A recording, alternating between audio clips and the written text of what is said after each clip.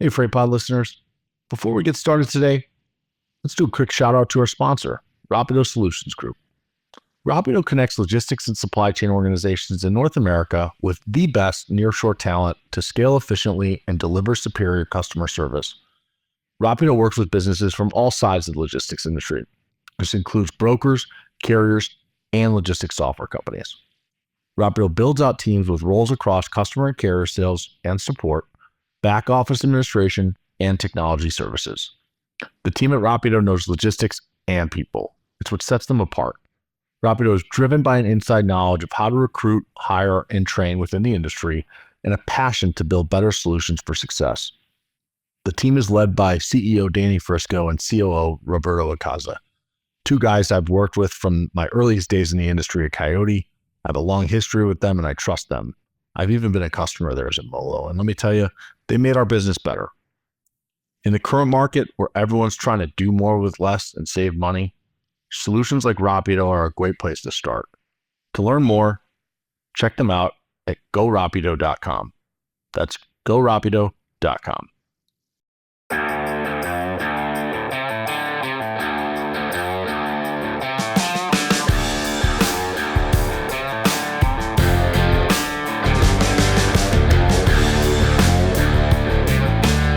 All right, ladies and gentlemen, welcome back to another episode of the Freight Pod. I'm your host, Andrew Silver, joined today by another special guest. They're all special guests on the Freight Pod.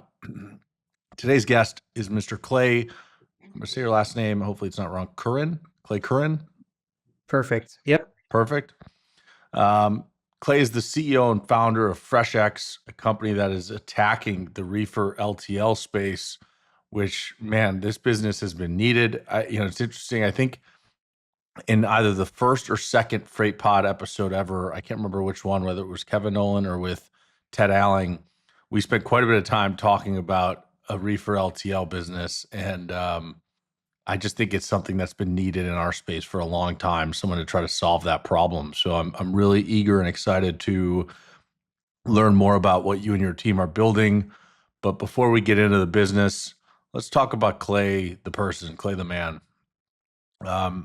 Why don't you just tell me a little bit about yourself, your interests, what you'd like to do growing up, and eventually we'll get into the freight stuff, but just talk about yourself for a minute.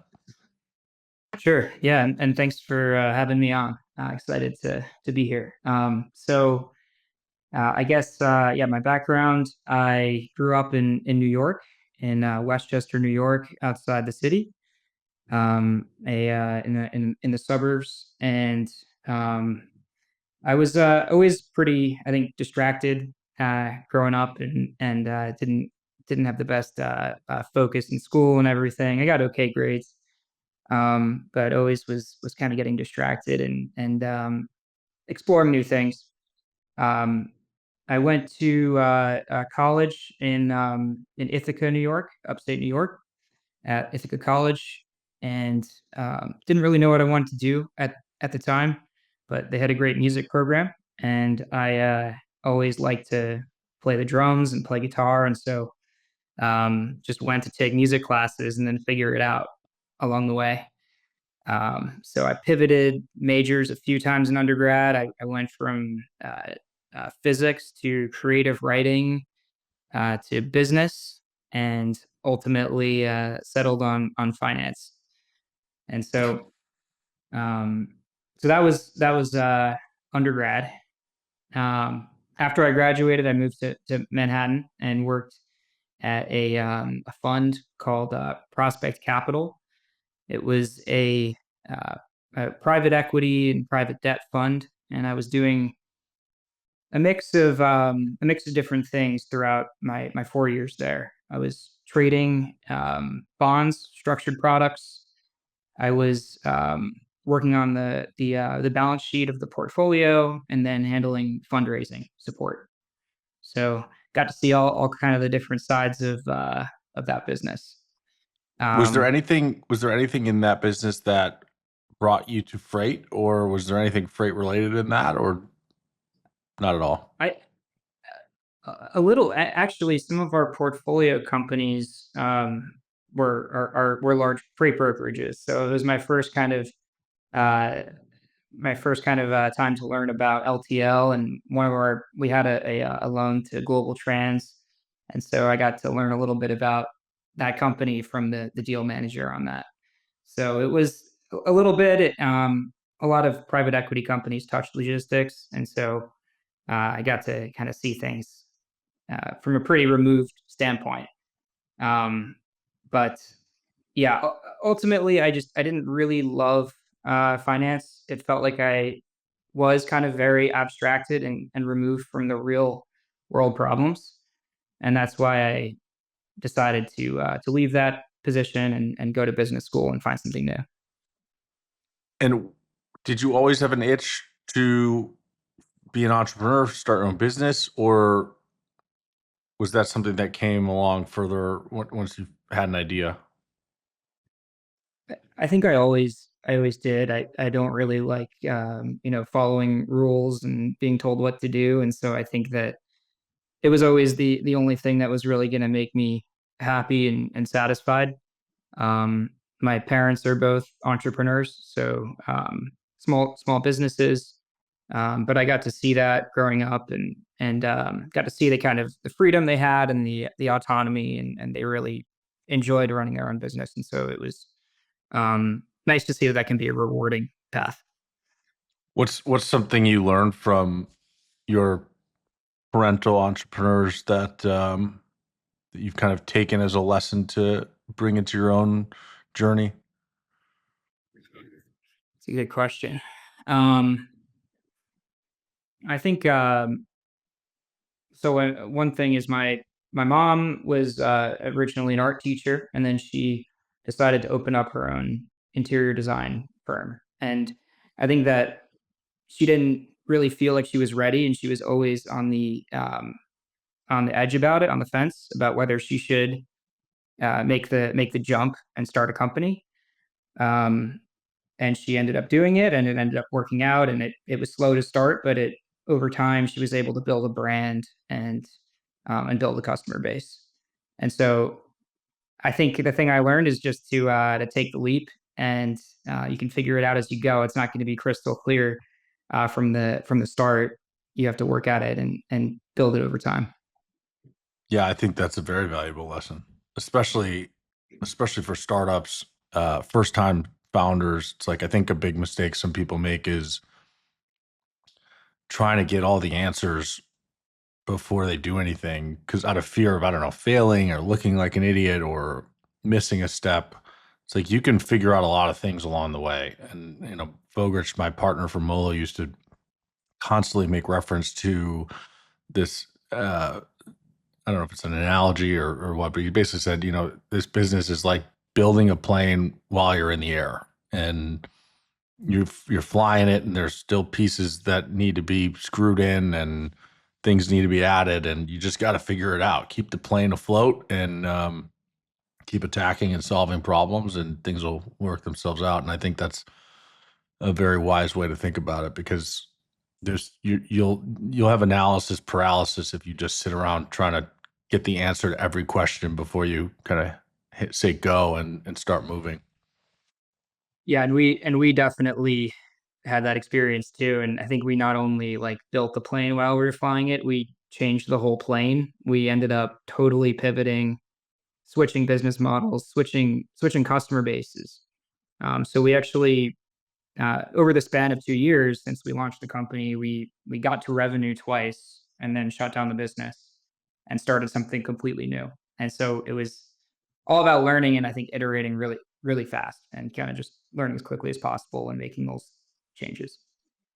Talk a little bit about like what when you say kind of two massive changes, like what was the original business idea for FreshX?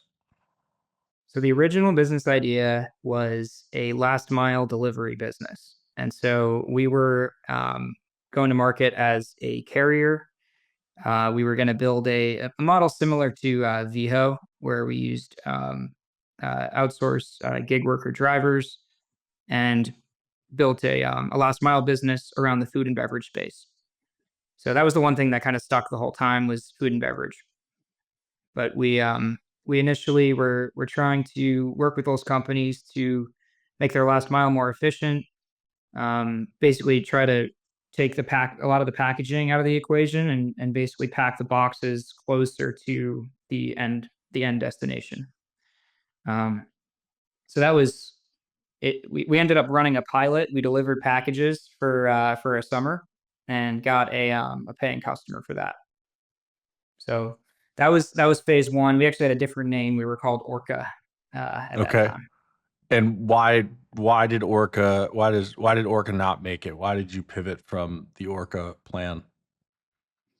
So we it actually was kind of working. So we had our pilot customer agreed to roll out across Chicago. And so we were hitting the right milestones. We ended up getting funding right after that. But we kept hearing from the shippers, the food and beverage companies, that there's this bigger problem upstream, and that was reefer LTL. And so they just kept telling us, reefer LTL, what you're doing is kind of a pain point, but there's this other thing that's really bugging us, and it's probably going to prevent what you're trying to do from really working. Where I think what happened, and one of the light bulb moments was we had a customer that was manufacturing salad kits out of, I think it was Virginia, and we wanted to run a last mile program for them in Chicago. And we said, all right, ship them to us on a refrigerated truck, and then we'll set up the last mile distribution. And they said, well, we have no way of getting them to you on a refrigerated truck. We have to pack them in boxes and put them on a FedEx truck because that's the only way we can get reliable LTL to Chicago. And so we realized that there's this deeper problem that was going to prevent a lot of efficiencies from happening. I think for like a couple of weeks, we thought we could try to do it all and work with these companies to manage their entire fulfillment process end to end. And then we, at the end of the day, realized you can only really focus on one thing as a startup. You have to be really, really focused. And reefer LTL was the bigger problem. And so we totally threw aside the last mile business and got our brokerage authority and started brokering reefer LTL. Okay, so you pivoted to become a reefer LTL broker. Yep. And that was FreshX Logistics. That was right? FreshX Logistics. Yep. And so What was the timing? When did you make that pivot? That was October or maybe November of 2023 is when we started brokering freight. And it was a small operation. We had a handful of customers. It was just me and my co-founder Lance, who we've been co-founders throughout this whole thing as we've shifted models and gone through all these changes. But we started brokering freight then. We really didn't have any idea what we were doing. We didn't have a formal freight background. We had an advisor, Lars, who we ended up booking our first load, and then we called Lars and we were like, Lars, what do we do? Do we need to sign something or and he walked us through it, and we ended up building processes and building a book of customers that kept coming back to us. What was it like trying to run a brokerage with zero experience? It was really tough, especially because we really focused on reefer LTL, which is just such a difficult thing to handle for freight brokers. So we were flying blind. We got Lars was a good advisor at the time, and he walked us through a lot of it. But we were really figuring it out as we went along, and it was interesting that we were still able to capture customers. I think that the reefer LTL focus was a part of that. Just that niche focus allowed us to get in touch with those customers and give them something that they wanted. So difficult, but not as hard as we thought it might be. Yeah, I will say if I was a sales rep and I just wanted customers to at least respond to my email or give me a chance, I would offer reefer LTL capacity because you probably, of all the things you could reach out to a shipper and offer support on, reefer LTL probably has the highest percentage chance of garnering a response. Now, what you do once they give you the freight or the opportunity, that's a whole different ball game, and has historically been a very challenging thing to navigate. But that's partially why we're here. So we won't jump into that yet. I just want to sit on the brokerage for a minute, though. I'm curious, like, what were some of the lessons you learned pretty quickly about dealing with reefer LTL freight that, especially coming without an industry experience, were eye-opening or insightful for you? Yeah. I think that one of the things that surprised us and that still continues to surprise us is that there are a lot of these carriers out there that do reefer LTL. And a lot of folks think that there's only like 1 to 5 refrigerated LTL carriers, but there's actually well over 100. A lot of them are really specialized. And so they run specific lanes. Maybe they do chilled LTL from Miami up the East Coast. And each one is specialized in temperature and they're specialized in commodities they run. They don't run certain commodities, but that specialization allows them to create enough consolidation for the operation to be profitable. So there was that. There was just learning about the carriers. One thing I found interesting, we went and met with a lot of these carriers in person, starting out just to build those relationships. And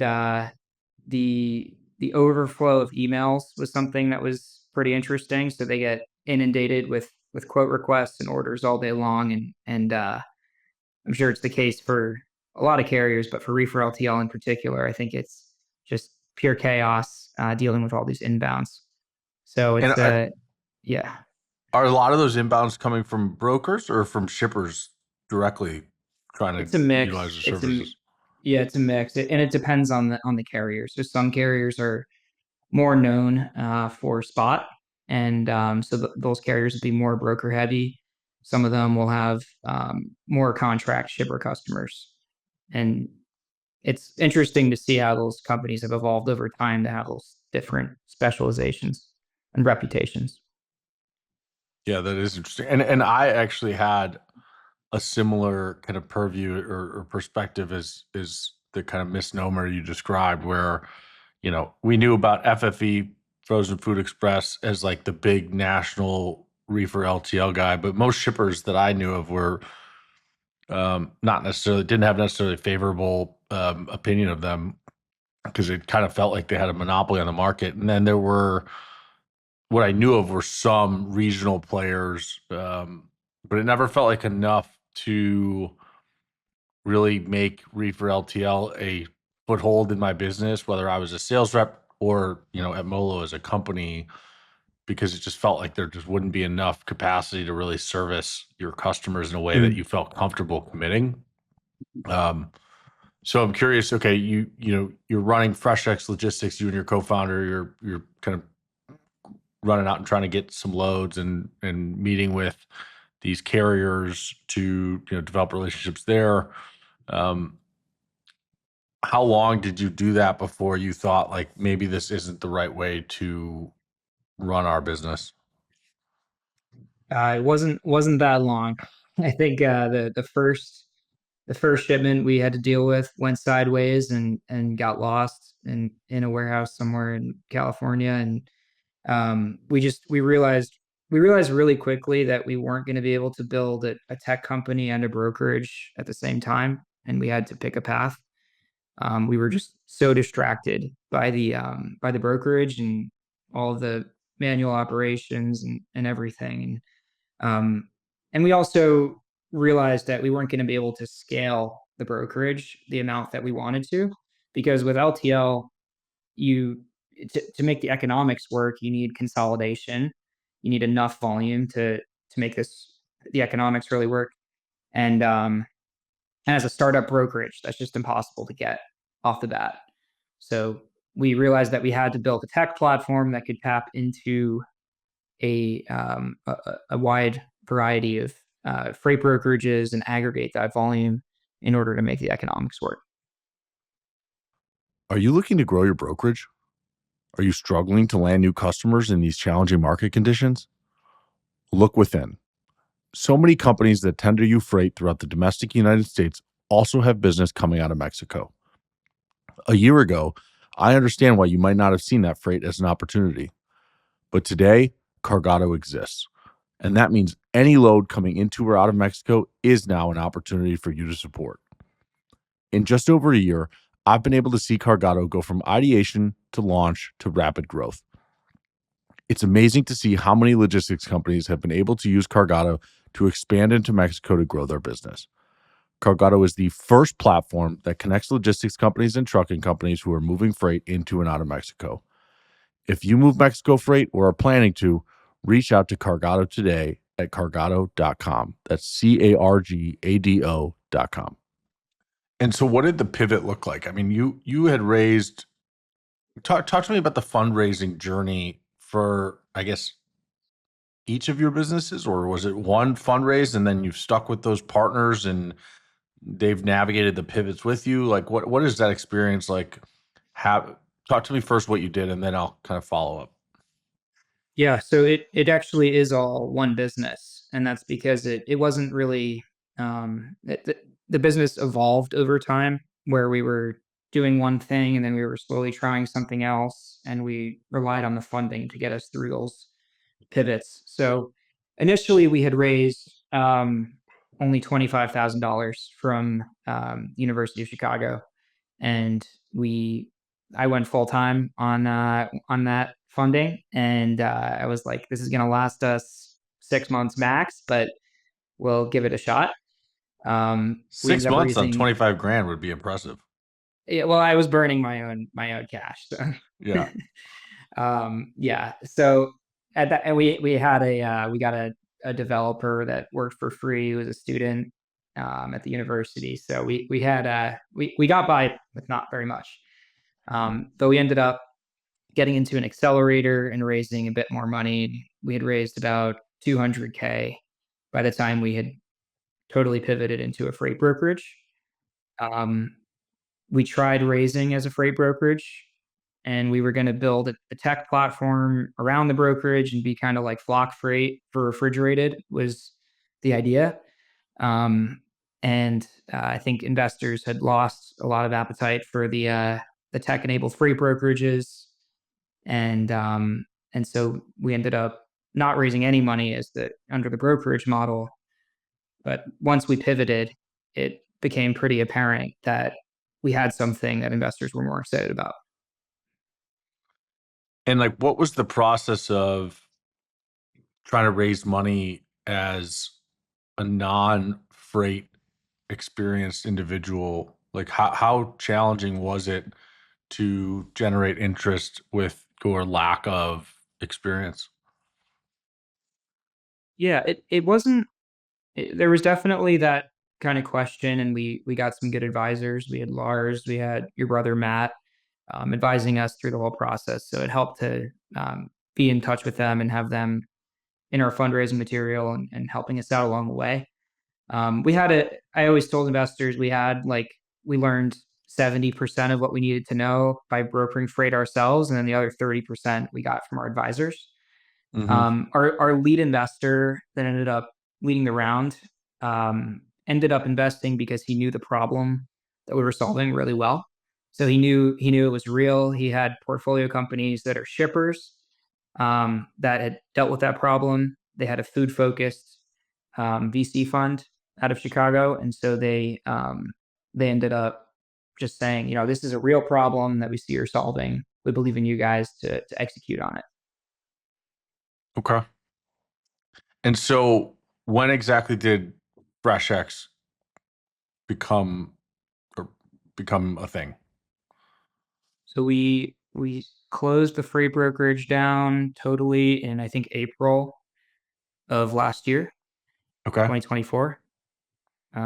We ended up raising money by July. So we went through a business plan competition and won $1 million out of that. And then shortly after, closed the round within a couple of weeks.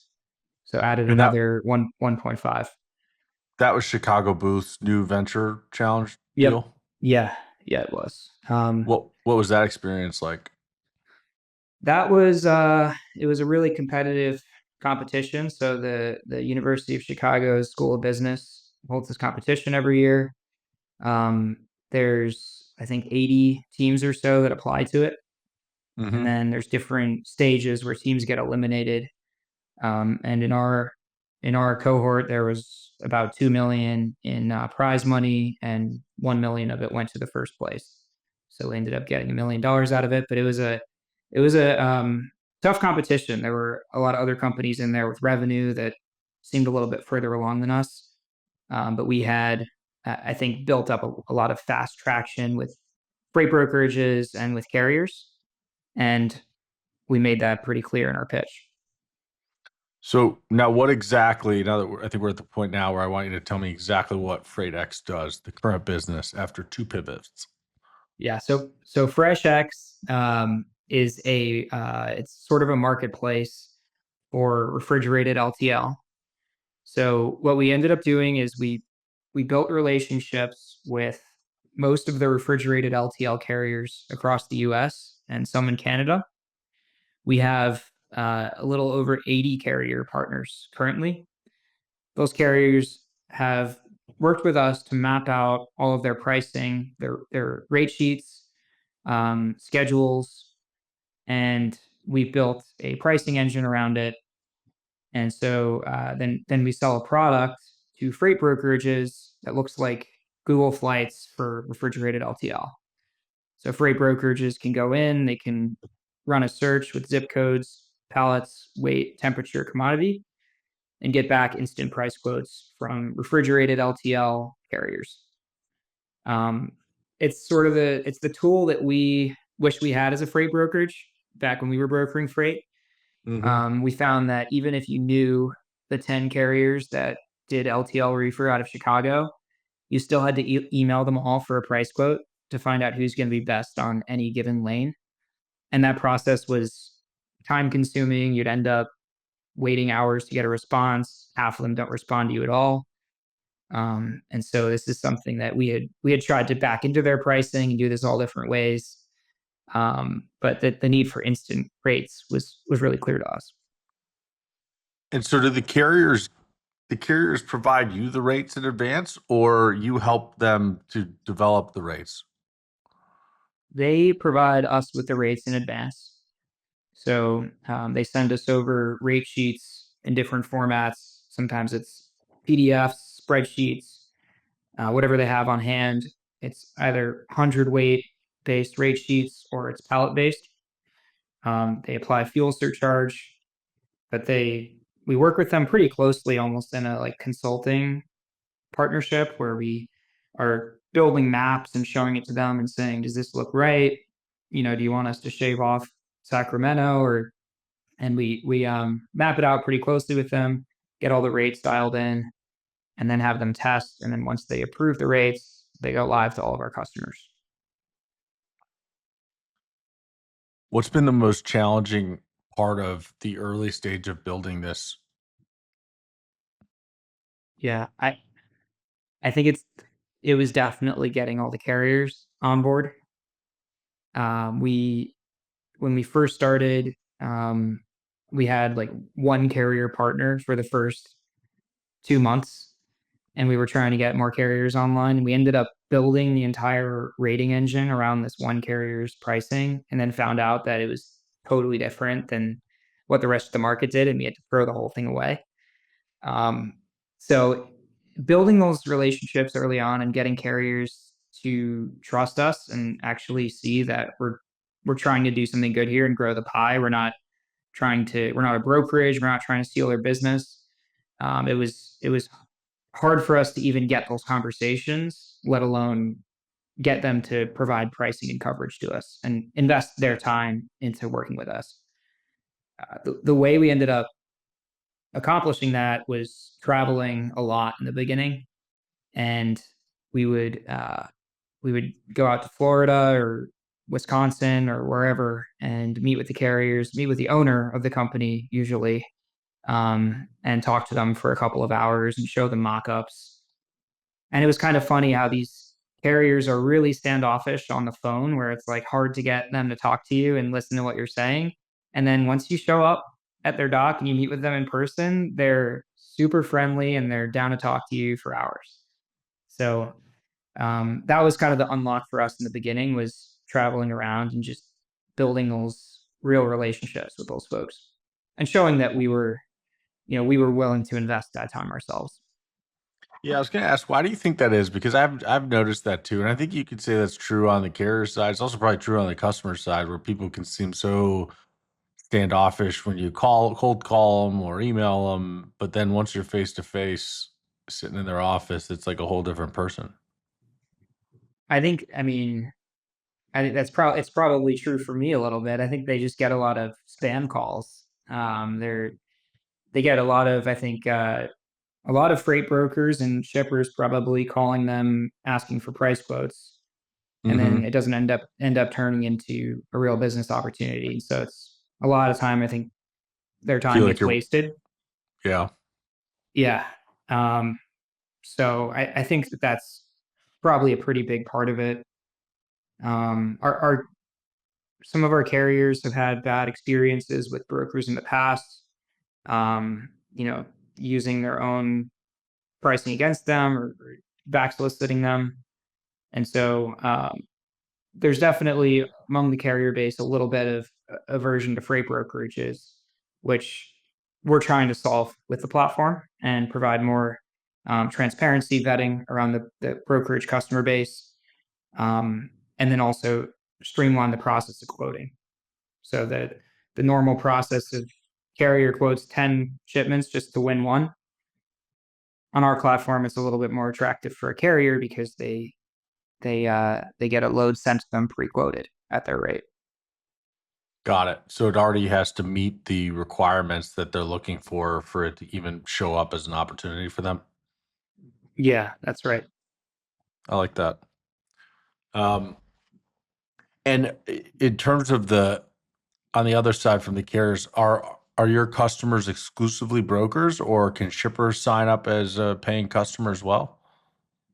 They are, I think, almost completely exclusively brokers. We have one shipper who signed up, but most of the time, it doesn't make sense for shippers to sign up for something like this. It's for brokers. The value proposition is that this is a way for you to acquire customers, or a way for you to grow your business with an existing customer. Mm-hmm. For a shipper, it's for a broker, it's a way to open up that capacity. For a shipper, um, if the shipper wants to work with carriers directly, they're going to work with carriers directly, and they would have no need for our platform, because once they establish that relationship with a carrier, they're going to set up a recurring contract lane. So for probably 99% of shippers, our platform doesn't really make sense.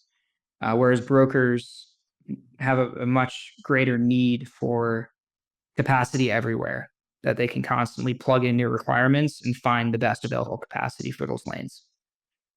So we have, I think, 70 or so freight brokerages signed up today, and one shipper using it. Can we zoom out for a minute and talk Yeah. about reefer LTL in general, and just kind of walk me through how it works and what are the big challenges and the reasons that um, it's such a tricky business to participate in? Yeah.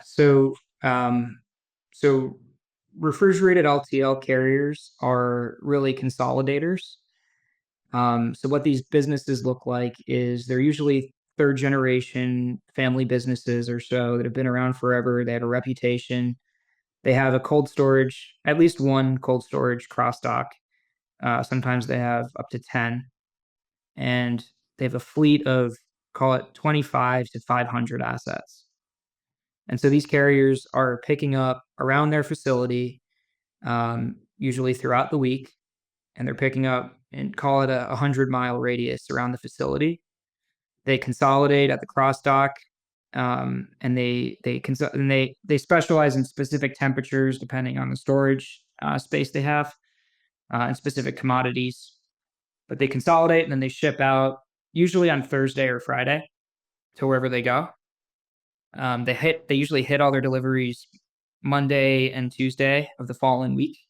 And that's so the retailers can restock their shelves by the end of the next week. So it all ends up kind of fitting around the retailer schedule.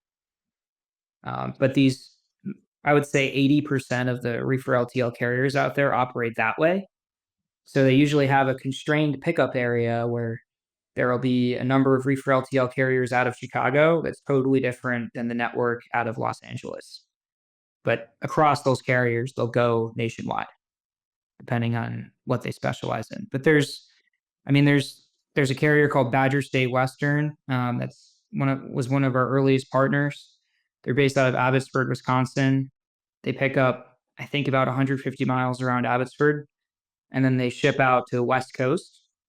And then they ship out late in the week, and then they ship back from the West Coast. So they do LTL backhauls back to the Midwest the following week. And so it's these folks that are like, for Badger State Western, you would never know that this carrier existed because for those West Coast backhauls, because their facility is in Abbotsford. And so these carriers have this kind of hidden capacity a lot of times that's really hard to map out from an abstracted view that a brokerage has. And in terms of the individual companies, they're once they consolidate, they'll have, call it 6 dispatchers that split up the country by geography. And then they're going to be setting multi-stop delivery routes as those orders come in throughout the week. And so they're sort of optimizing and recreating multi-stop routes of 10 to 15 stops every week by usually Wednesday night. And so I guess when you think about the problem in general, it could maybe best be described as there aren't enough of these Badger State Westerns in the carrier community to account for the amount of 1 pallet, 3 pallet, 6 pallet orders of refrigerated food and other freight that shippers need moved. And there's not a great system out there to aggregate all the product in a way that is efficient and safe in terms of keeping temp and reducing risk of issues. I think, yeah, and I think the real problem that we solve is unlocking the hidden capacity. In that Badger State example, I had a broker that was looking for a carrier to ship from the Pacific Northwest to Chicago, and they couldn't find anybody. I pulled up Badger State Western, and it was an attractive rate, but they never thought to look in Wisconsin for a carrier that could do LTL out of the Pacific Northwest. So there's just a lot of that hidden capacity that you kind of just need to do that work up front of mapping everything out and where all these carriers go in order to make that available easily for freight brokerages. And how does commodity matter, or does it, with respect to your business and the matching of carrier to opportunity? Yeah. So I guess one thing to be conscious of is that the transit times in reefer LTL with consolidation are usually like 5 to 10 days, depending on when you're booking that. So there's some commodities that just won't work most of the time, the really highly perishable stuff. The commodities that we actually see on the platform, if I could like roughly break it down, we see a lot of meat, poultry, fish. That's like the number one commodity.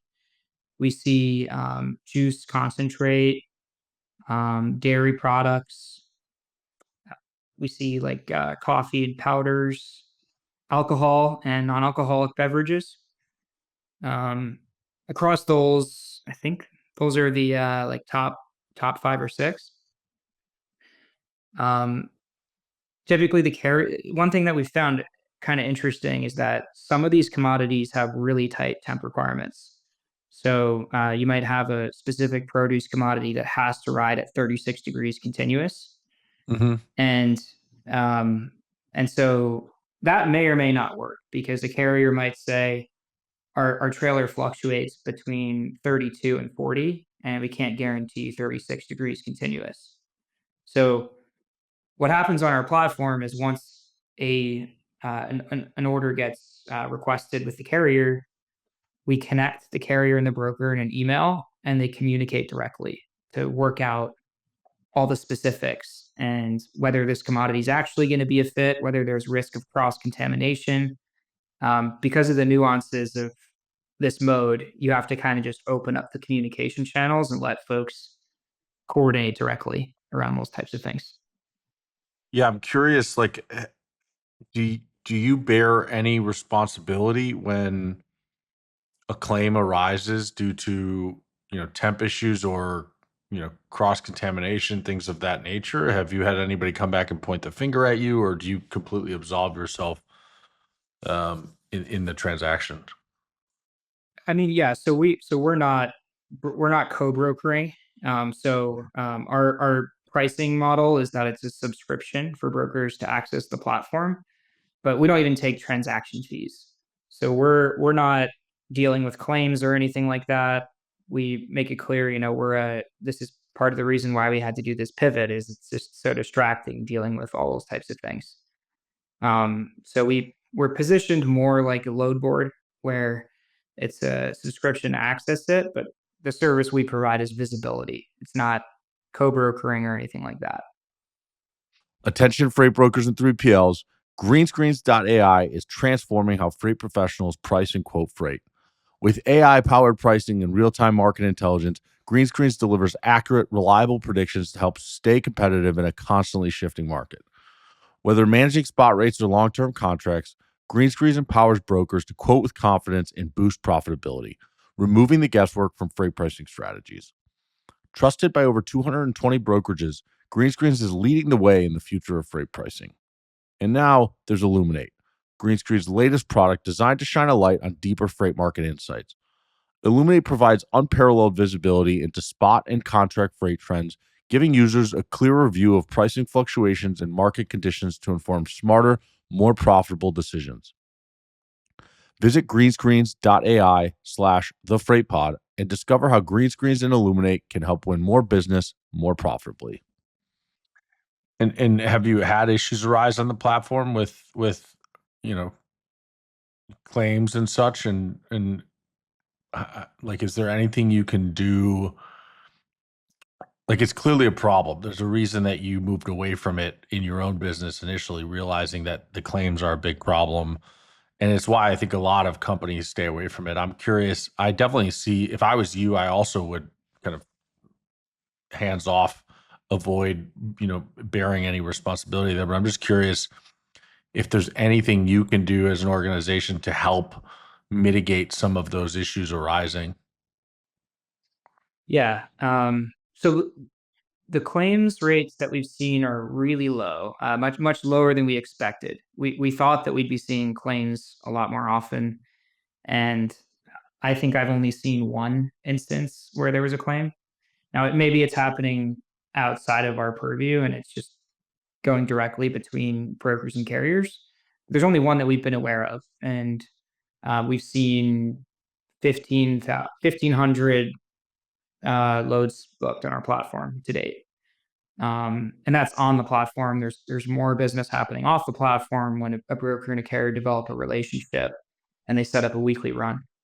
So it's, at least in terms of what we've seen, it's actually much lower than we expected.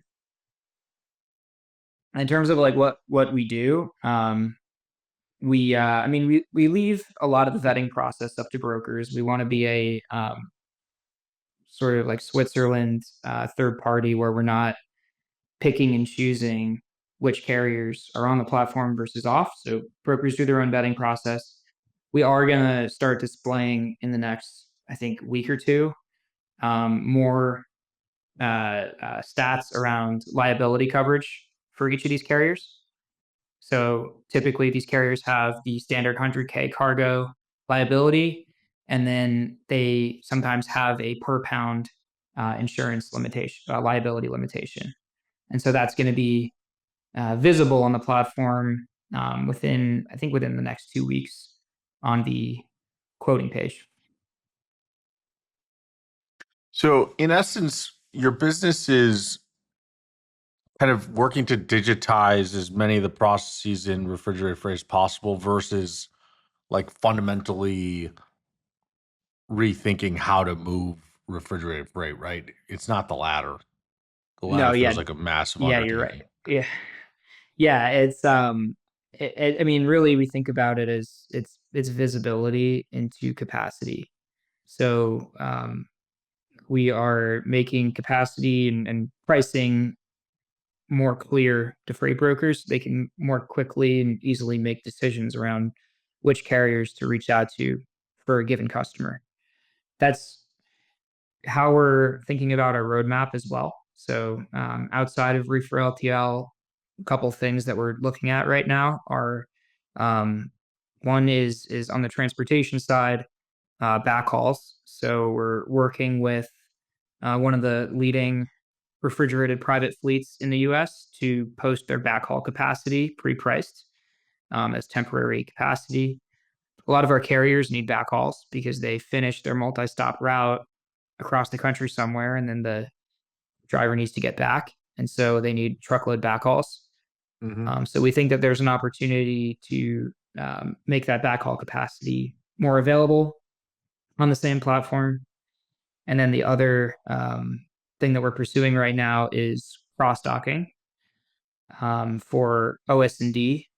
So when Mm-hmm. pallet gets rejected, needs to be reworked or whatever, it's going to be a simple map-based interface that brokers, carriers, or shippers can go into and easily find cross docks with the services that they need. That's So another big problem in this space that is lacking. How do you approach that one in terms of creating a that one, solution yeah. for it? So the way we're thinking about it currently is like Airbnb for cross docking. Mm-hmm. Is how we're summarizing it. Um, but needs more work, more customer discovery around like what exactly the solution is going to look like. I know that the real challenge is going to be aggregating the supply side, the capacity, and getting accurate data. It's nice that our carrier base is like a perfect partner base to start with on this because across these carriers we have like 150 cold storage cross docks across the US, and these carriers for the most part all offer redelivery services, reworking services, so they're really well positioned to be that like beachhead market for this product. We've heard about food pantries as a creative kind of alternative that a lot of brokers typically look for when they're trying to find a quick solution. Mm-hmm. So we're going to be approaching food pantries and just building a really comprehensive map of anybody out there that offers these services. How do you go about doing that? Is that like ground and pound, just like pick up the phone and start calling food pantries? Or is there a more methodical or I guess strategic way of doing it? Yeah, I guess it could be ground and pound. I'm sure to some extent it'll be ground and pound. Gotta be. But yeah, but we're also gonna, we're talking to a few potential partners on this who may already have a good amount of this data. Mm-hmm. It might not be as structured as we need it to be, but we're talking to a few folks where we could do some kind of data deal and just purchase that and use that as at least the foundation to build everything else on top of and crowdsource the additional info as we go. So you mentioned 1,500 or so loads have been booked through the platform so far. Are you happy with that being where you are today? Where do you want to get to? Um, how do you think about the growth of the business, and how do you think about injecting or putting rocket fuel into that growth? Like, what can you do Yeah. aside from coming onto this show where all the brokers will be listening and hopefully call you to get their refrigerated LTL capacity? Yeah. Yeah, no, we're in growth mode right now. So we've been roughly doubling or roughly doubling volume each month since we launched. Mm-hmm. We just hired 2 salespeople. So one started April 1st and one started last week. And so we're definitely starting to try to roll this out a lot more quickly to the broader brokerage community. I think it's something we say that, every brokerage that has food and beverage customers should have something like this, because it's a tool in the tool belt um, that you need if you want to be a full service brokerage. So goal for us internally is, we want to get to $1 million in revenue this year. That's our kind of nice even goal. And how do you make that happen? Just hitting the road. We've been going to conferences. So we went to Broker Carrier Summit, Food Shippers, Manifest, TIA, and we're going to be at, I think, SMC3 and F3, and a few others for the rest of the year. So conferences are really good, but it's all about just spreading the word and leveraging social media. Has been a great source for us. A lot of our leads are inbound, so we just get we're commenting a lot, and I'd say like 80% of our inbounds say that they saw us commenting on something on LinkedIn or somebody tagged us. So we're really leaning into LinkedIn and trying to be as active there as we can. I'm curious, like, what kind of pushback would you get from like, let's say you call up XYZ broker and they take your call and you tell them what you've got. What reason do they have to say no, or what pushback have you gotten? That's a good question. I think the number one thing is we don't do reefer LTL today. So we don't really need a product to handle reefer LTL if we don't have any of it. And we have to kind of tell them and show them that this is a tool to acquire customers. It's not, you're not going to make a ton of money doing reefer LTL. Even if you do manage reefer LTL today, maybe you'll get a slightly better rate on our platform. But what it's really valuable for is going out to shippers and saying, can I quote your reefer LTL? I'll find you a reliable local carrier that can cover it. And we have to position it that way and make sure they understand that this is a way. You have to be willing to like invest time into building out this strategy, as a way to start conversations and open doors. But it's definitely something that, some folks are more comfortable with that than others.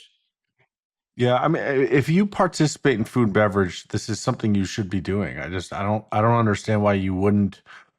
I mean, I get on one side, someone could say, I wipe my hands of it. I'm not touching reefer LTL. I'm worried about the risk.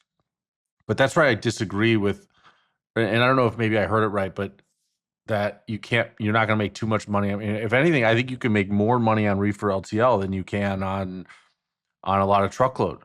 And it's just the Higher simple margins for sure. Yeah. yeah, higher margins. I just think it's the simple concept of, if there are fewer people pursuing it, there's less competition, there's more opportunity to make more money doing it, right? I mean, there's riches and niches, and everybody and their mother is calling Coca-Cola today wanting to haul their dry beverages that are 45,000 pounds, and, one pick, one drop, easy come, easy go, no touch. And when everybody's calling them and there's so much competition, there's not a ton of margin on a load by load basis.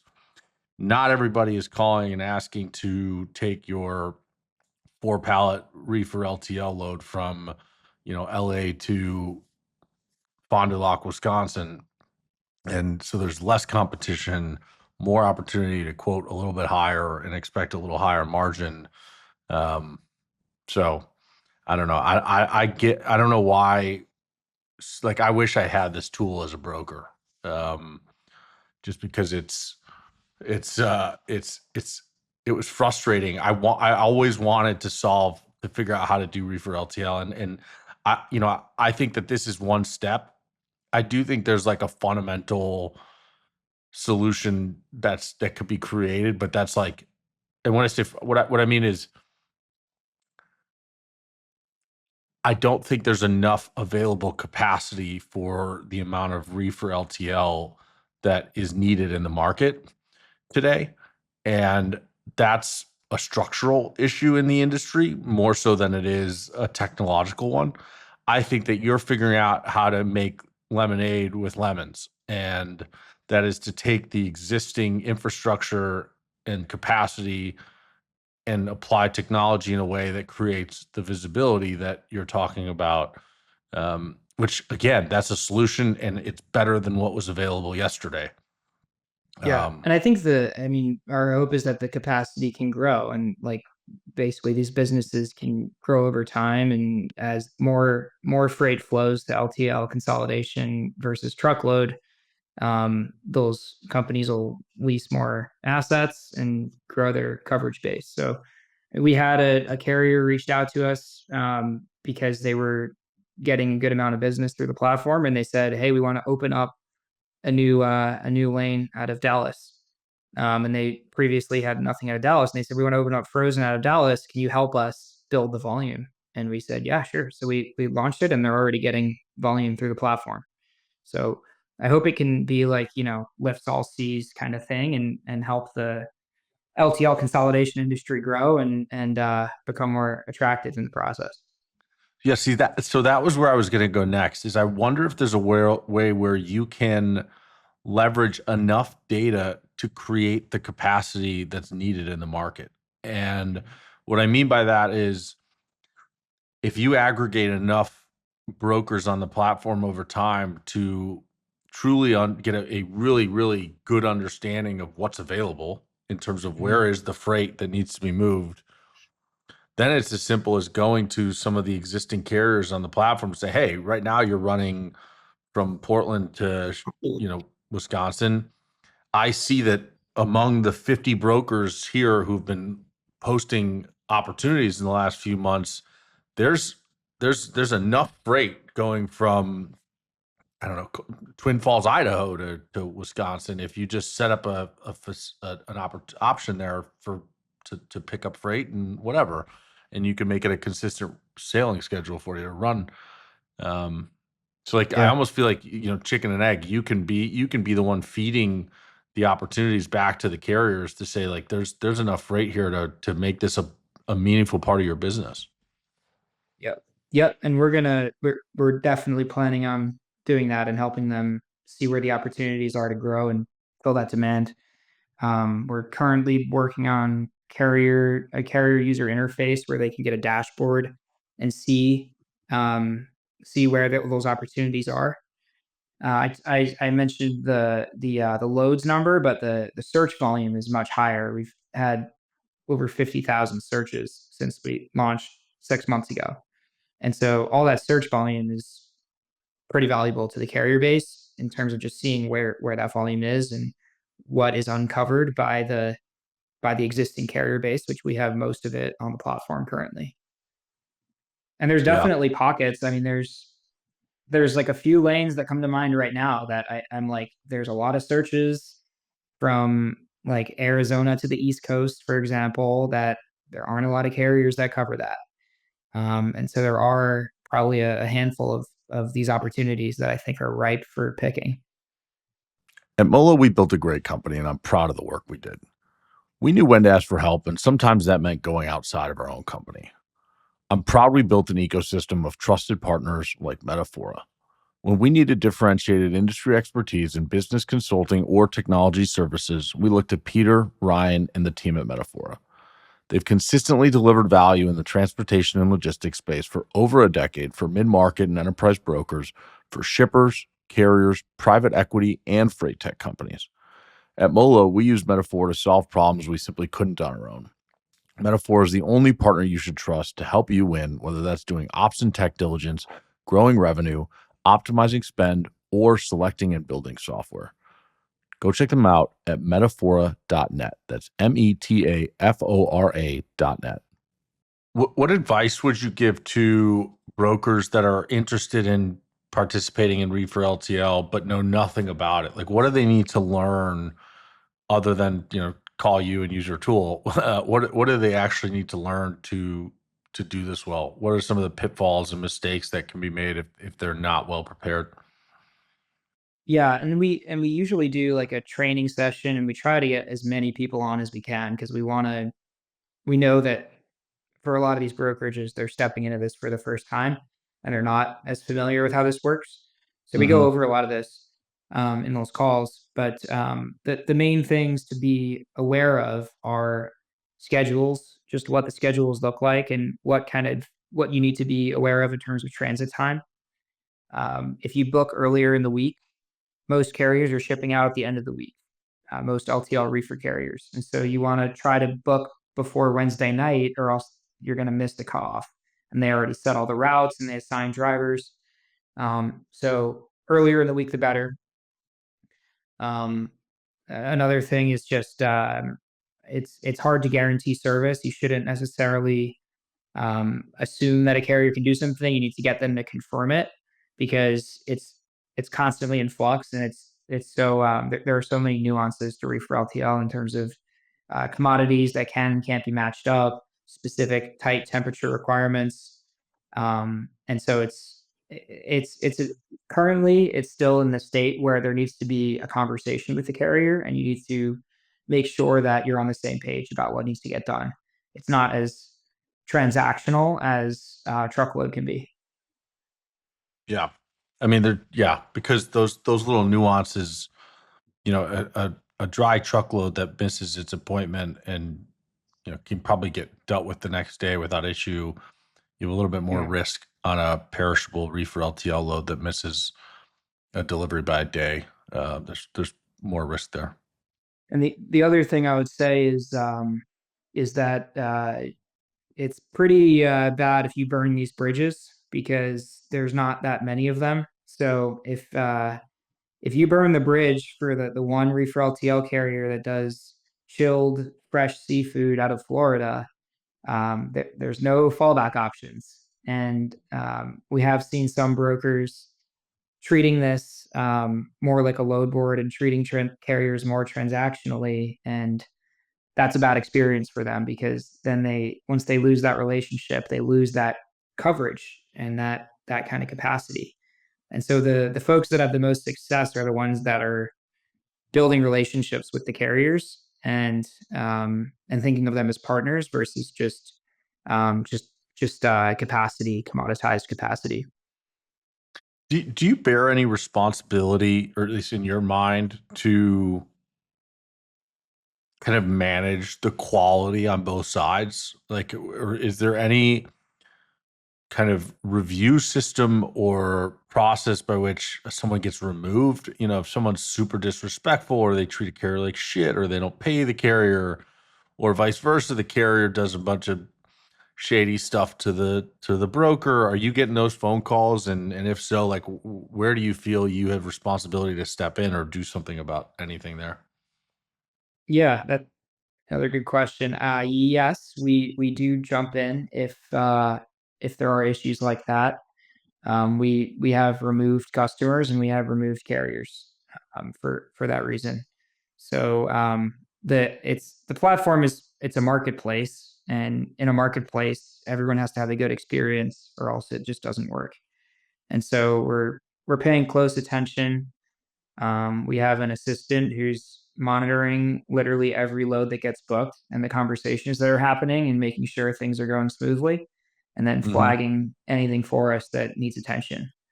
And there's hundreds of loads getting booked a week right now. So we're really staying on top of everything, making sure that this takes off in the right way. Um, and the things that the main things that we've kicked off carriers for is just being unresponsive and just not. Broker sends a request and the carrier never replies to the shipment, even after we coach them through it a bunch of times. And that's just a bad experience for brokers.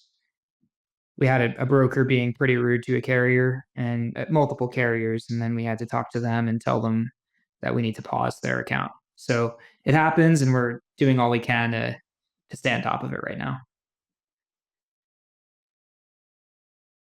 Okay. Yeah. What's next in terms of the roadmap and what you're building? And you talked about a few things you're thinking about, but like what's in the immediate future, next 3 to 6 months in terms of the FreshX journey? Yeah, so we are we launched our API recently, so now we're doing TMS integrations. Okay. And we're talking to a few TMSs, working on how that's going to look in those portals. And then unlocking that new capacity. So the backhauls and cross-dock network are two things that are in our short-term roadmap. But those are the things we're focused on right now. And then on the carrier side, we're working on more visibility into where those opportunities are. Just like you were saying earlier, helping those carriers to see where opportunities are to open up new lines of business, and whatnot. So that's kind of what's in the pipeline right now. And any advice you would give to the aspiring entrepreneurs of the freight industry who are, like yourself, itching to make a name for themselves, to make an impact, just from your own experience in the first few years of your entrepreneurial journey? Yeah. I guess I mean one thing is advisors are, I think, key. So you got to get good advisors that can help show you the way. Um, that's been really helpful for us to make better decisions faster. And there's all the just conventional wisdom of iterate really quickly and build prototype products versus production products in the beginning, because everything gets ripped out. We've ripped out our product already, rebuilt the whole thing, and we're constantly just shipping stuff and then removing it and building fresh. So I think that the most important thing is speed. How quickly you can just build things and test them and then replace them if they don't work. Um, those are the two things that come to mind. And the other thing is that I think we were able to find this problem pretty quickly by just like doing a lot of customer discovery. We back when we were doing the last mile business, we talked to about 100 shippers, and just like we're just trying to learn everything about their supply chain and where the problems were. Mm-hmm. Um, and just like asking them, just tell us everything that happens in your supply chain and where the hiccups happen. And so I think that finding a real problem helped us starting out to get a solution that has been able to get a lot of traction quickly. I think that's all great feedback, great advice for the future entrepreneurs of our industry. Well, I think we got a pretty comprehensive understanding of your business and your story. Anything we left out, anything we should tackle, or anything you want to talk about before we wrap? Reach out, sign up for FreshX. Yeah, it's great joining. Thanks for having me. And yeah, anyone's welcome to reach out. Happy to show folks the platform or collaborate if people think of other ideas. We can partner together. Yeah, I think, I've had a lot of founders on here, and this might be the youngest company I've had on, at least one of them. But I just love the problem you're trying to tackle. Anybody could go start another freight brokerage like me. That's what I did. That's not as hard as actually addressing a real tangible issue in the space like reefer LTL. So kudos to you and the team. I hope you guys continue to build on the traction you're talking about, and that you find a way to make a real impact here, because our industry needs the help. The reefer LTL problem has been one for a long time, and I'm cheering for you guys. So Cool. Thank you. with that, we'll see you all next week. Have a good one. All right.